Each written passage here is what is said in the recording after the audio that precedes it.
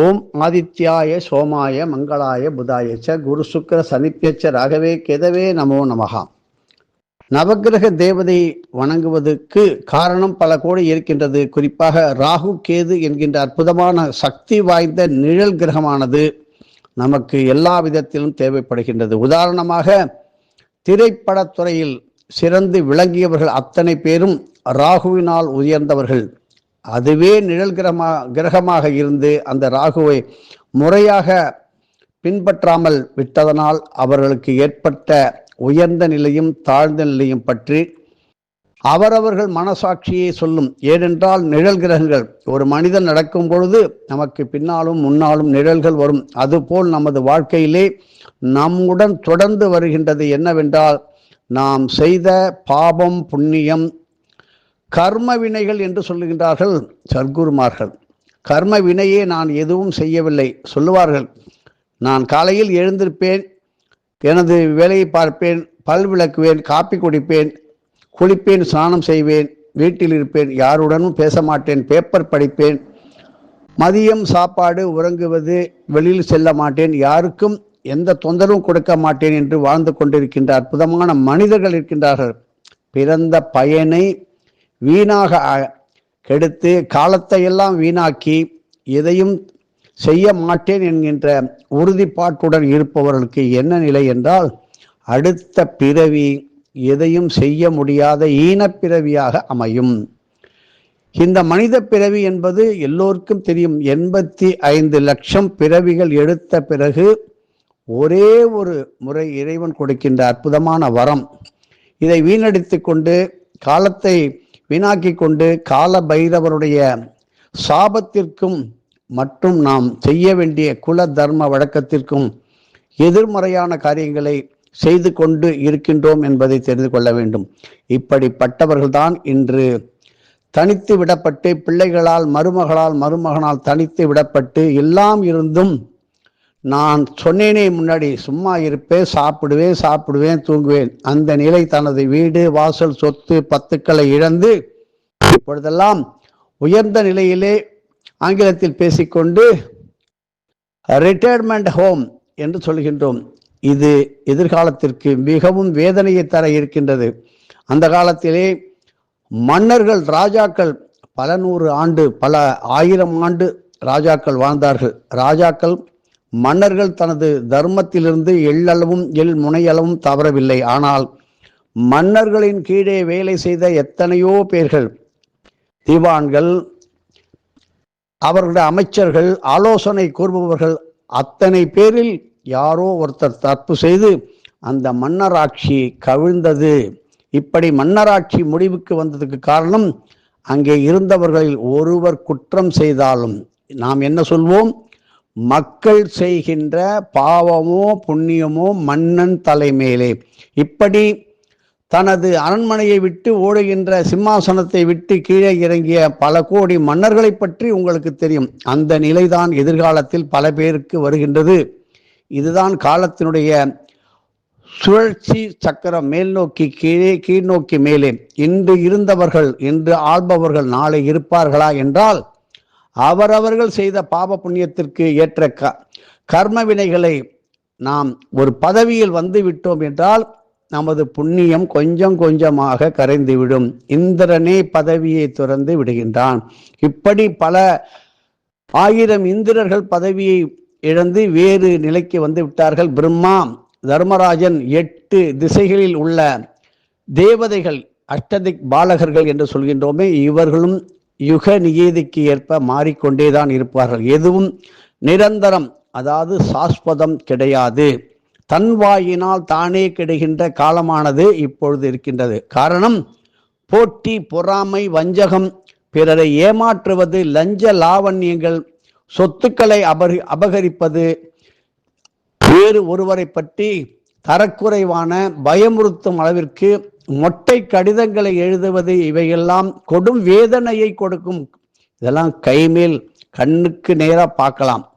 இப்படி திருவாதிரை நட்சத்திரம், சுவாதி நட்சத்திரம் மற்றும் சதய நட்சத்திரத்தில் பிறந்தவருக்கு ஏதோ வாழ்க்கையிலே ஒரு சோதனை வந்து கொண்டுதான் இருக்கும். காரணம் ராகு தசையில் பிறந்திருப்பீர்கள்.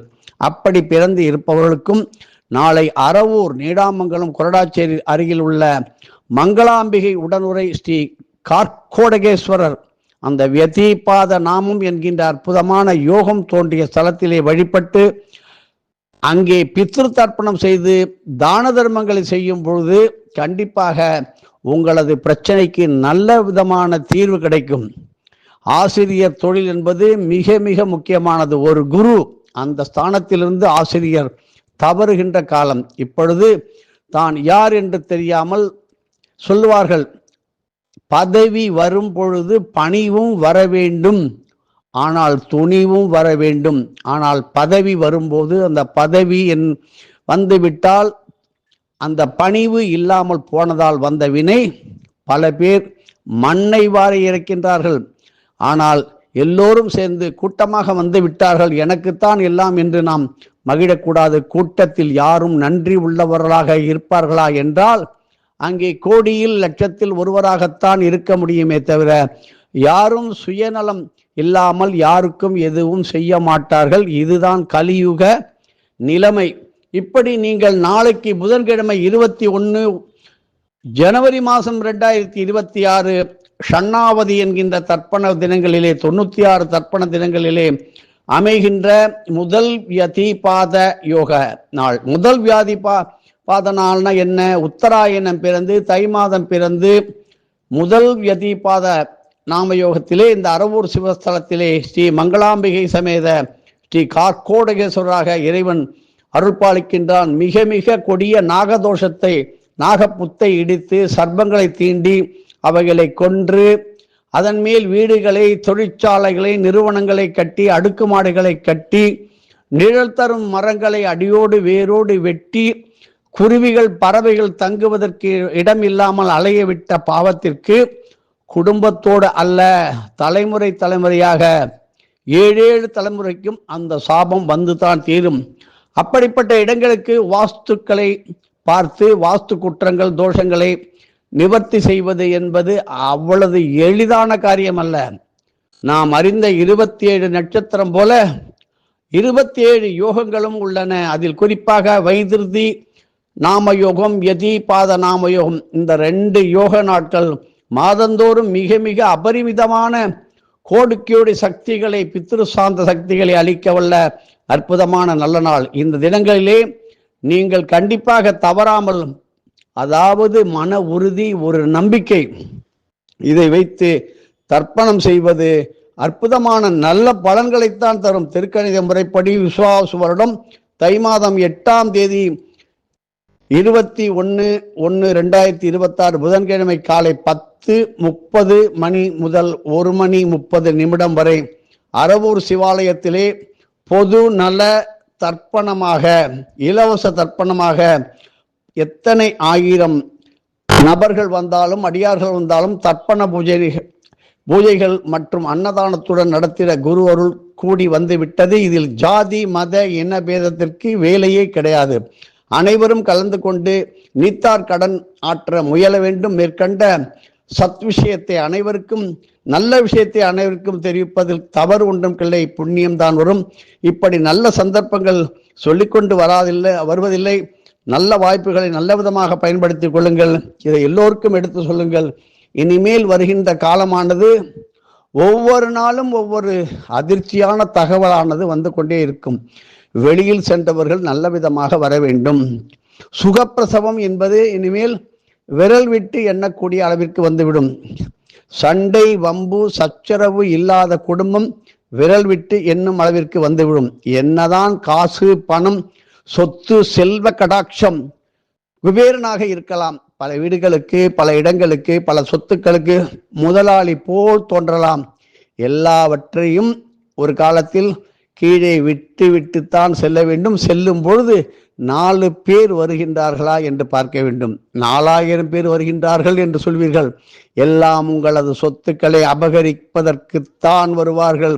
எதை வைத்து விட்டான், எதை எங்கு இருக்கிறது, அதை சுரண்டு இதை சுரண்டு, அப்படி ஆண்டியாக போன நமது பார்த்தோம். இந்த காலத்திலே ஜெமீன்தார்கள், பெரிய பெரிய பணக்காரர்கள், செல்வந்தர்கள் அத்தனை பேரும் இந்த நிலையை அடைந்தார்கள். காரணம், அவர்கள் எல்லாம் தெரிந்தும் தனது பிதிர்க்கடனை முறையாக செய்ததும் இல்லை என்பதை இங்கே எடுத்துரைக்க வேண்டும். நாம் யாரையும் தனி மனிதனை குறிவைத்து சொல்வது கிடையாது. ஒரு ஜோதிடர் சொன்னார், மனிதனுக்கு ஒரு நாள் என்றால் தேவர்களுக்கு அது 1 வருடம் போல் ஆகும் என்று. நீங்களே யோசித்து பாருங்கள், இது உண்மைதானா? நமக்கு 1 வருடம் என்பது தேவாதி தேவர்களுக்கு 1 நாளாகத்தான் எடுத்துக்கொள்கின்றார்கள். தேவ வருடம் மிக அதிகமான நேரங்களை கொண்டது, 24 மணி நேரத்தை கொண்டது அல்ல. இப்படி அபிஜித் நட்சத்திரத்தை பற்றி பார்த்தோம். விஜயபாத நாம யோகம், ராகு தோஷம், சர்ப்பதோஷம், ராகு மகாதசை, அந்தர்தசை, சூக்ஷ்ம தசை, இப்படி ராகு காலத்திலே திருமணம் செய்தது, பல காரியங்களை செய்தது, இவற்றிற்கெல்லாம் பரிகாரம் தரும் நாள் நாளைக்கு.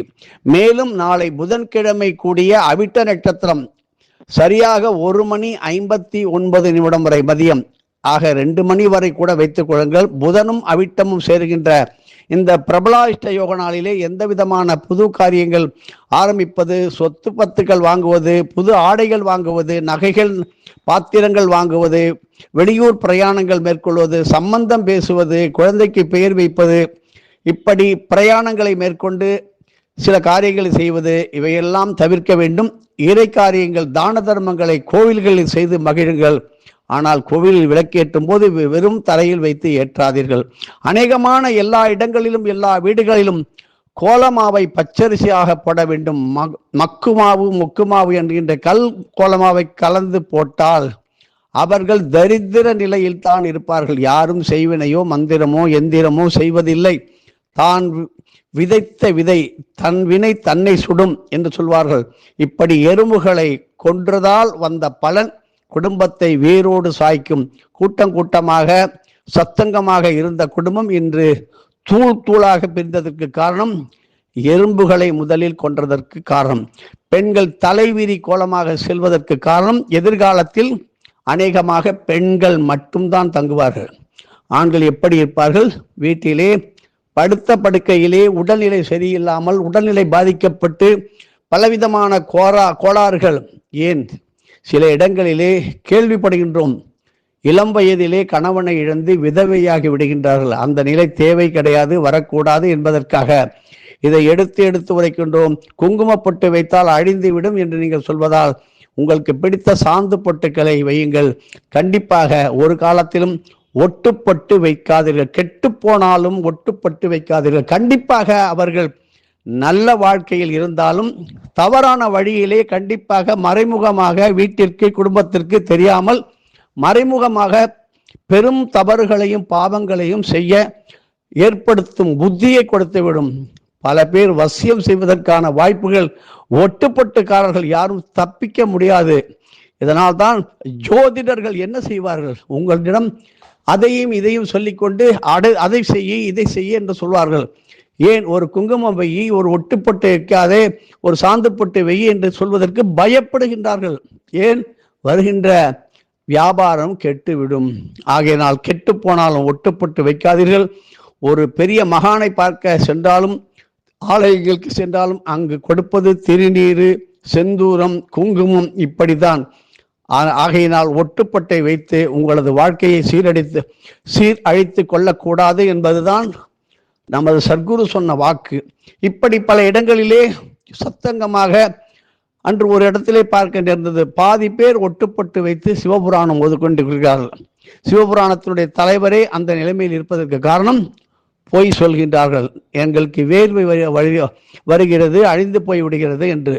வேர்வையினால் அழியும் பொட்டு கெடுதல் செய்யாது, வேர்வை வரும், அது அழிந்துவிடும் என்று ஒட்டுப்பொட்டை வைத்து கொண்டு வெளியில் சென்றால் அவர்கள் அடுத்தவர்களையும் கெடுப்பார்கள், தன்னையும் கெடுத்து கொள்வார்கள். இது நிதர்சனமான உண்மை, இதில் மாற்று கருத்து கிடையாது. இன்றைய செவ்வாய்க்கிழமையிலே நீங்கள் உங்களுக்கு தேவையான பொருட்களை எல்லாம் எண்ணெய், வெண்ணெய், அடுப்புக்கறி, தொடப்பம், இப்படி சோப்பு, ஆயில் கலந்தது, எண்ணெய் வகைரா கலந்த பண்டங்களை வாங்காதீர்கள். தேவையான பொருட்களை இன்றே வாங்கி வைத்துக் கொள்ளுங்கள். முருகருக்கு தேவையான தக்காளி சாதம் செய்து அரளிப்பு மாலை சாத்தி அதை இறைவனுக்கு படைத்து தானம் செய்தால் நல்ல வீடு வாசல் புது மனை பங்களாக்கள் கிடைக்கும். கிழங்கு வகைகளை பலவிதமான கிழங்குகள் தெரியும். உதாரணமாக உருளைக்கிழங்கு, சர்க்கரை வெள்ளிக்கிழங்கு, கோரைக்கிழங்கு, மஞ்சள் கிழங்கு, சேப்பங்கிழங்கு, கருணைக்கிழங்கு, முள்ளங்கி, வெங்காயம், இப்படி பூமிக்கு அடியில் இருந்து கிடைக்கின்ற பொருள்களை எல்லாம் பன்றிகளுக்கு இட்டு வருவதால் உங்களது இல்லத்தில் நிகழும் வாஸ்து தோஷங்கள், குற்றங்கள் அகலும். இப்படி மாதம் ஒரு முறை இல்ல மாதம் இருமுறை சிறிய ஹோமங்களை வீட்டில் வளர்த்து நன்றாக இருக்க வேண்டும். இப்படி தேவையற்ற நிலைமைகளை நினைத்து வருத்தப்படுவதை விட ஒரு கோவிலில் உட்கார்ந்து சிவபுராணம், சிவசிவா ராமராமா என்று சொல்லுங்கள். வீட்டில் நீங்கள் செய்வது உங்களுக்கு கண்டிப்பாக பலன் உண்டு. ஆனால் ஒரு கோயிலுக்குள் செல்லும் பொழுது எத்தனையோ சித்தர்கள், மகான்கள் திரண்டு வந்து அங்கே நீங்க மட்டும்தான் இருப்பீங்க. எத்தனையோ பேருக்கு கொடுக்க வேண்டிய முழு பலனையும் உங்களுக்கே அள்ளி கொடுத்து விட்டு செல்வார்கள். அப்படி பெற்று வாழ்ந்து கொண்டு இருக்கின்றவர்கள் தான் இன்று தமிழகத்திலே ஒரு பெரிய உயர்ந்த நிலையிலே பல ஆயிரம் பேருக்கு வேலை கொடுத்து நன்றாக உத்தியோகம் பார்த்து சம்பாதித்து கொண்டு பொருளீட்டுகின்ற ஒரு ஏழையானவர் என்று பணக்காரனாக ஆனதற்கு காரணம் இப்படி எறும்புகளுக்கு உணவிட்டதும், காக்கைகளுக்கு உணவிட்டதும், பைரவர் என்று சொல்கின்ற நாய் மற்றும் மீன்களுக்கும் வாத்தியார் சொன்னபடி உணவிட்டு வந்தவர். இப்படி பல பேரை சொல்லலாம். சாம்பிராணி தூபம் போட்டு வந்த ஒரு அடியாரை பற்றி பார்ப்போம். இன்று அவரது நிலைமை எல்லோரும் யோசிக்க செய்கின்ற அளவிற்கு உயர்ந்த நிலை, குண, நில வழிபாட்டை கொண்டு அற்புதமான காதும் வைத்தது போல் தான தர்மத்துடன் வாழ்கின்றார். இப்படி நீங்கள் எல்லாம் இருக்க வேண்டாமா? யோசித்து பாருங்கள். பெண்கள் பெண்களாகத்தான் இருக்க வேண்டும். ஏனென்றால் எங்களுக்கு சம உரிமை உண்டு என்று சொல்வதெல்லாம் இருக்கட்டும். ஆனால் லாபத்திலும் நஷ்டத்திலும் இருக்கட்டும், குடும்ப வாழ்க்கையில் இருக்கட்டும். உங்களை நீங்களே கெடுத்து கொண்டு பலவிதமான கெட்ட அவமான பெயர்களை ஏற்படுத்திக் கொள்வதற்கு காரணம் உங்களுக்கு கொடுத்த இறைவன் கொடுத்த அதீதமான 7 விதமான சக்திகளை முதலில் பொட்டு வைப்பதில் இழந்து விடுகின்றீர்கள், தலை வாருவதில் இழந்து விடுகின்றீர்கள் என்பதுதான் எங்களுக்கு வருத்தம். தலையை நன்றாக முடிச்சு போட்டு பின்னல் போட்டு கட்டி கொள்ளுங்கள். உங்களை யாராலும் வஞ்சனையோ செய்வினையோ வசியமோ செய்ய முடியாது. ஆகையினால் தினமும் ஜாதக கட்டத்தை தூக்கி கொண்டு ஜோதிடம் பார்க்க செல்ல வேண்டாம். நாளைக்கு கூடாத நாள் பிரபலார்ச்ச யோகம். மிக மிக கவனமாக இருக்கவும். எதுவும் என்னுடையதல்ல, அனைத்தும் உடையது. அருளாளா அருணாச்சலா.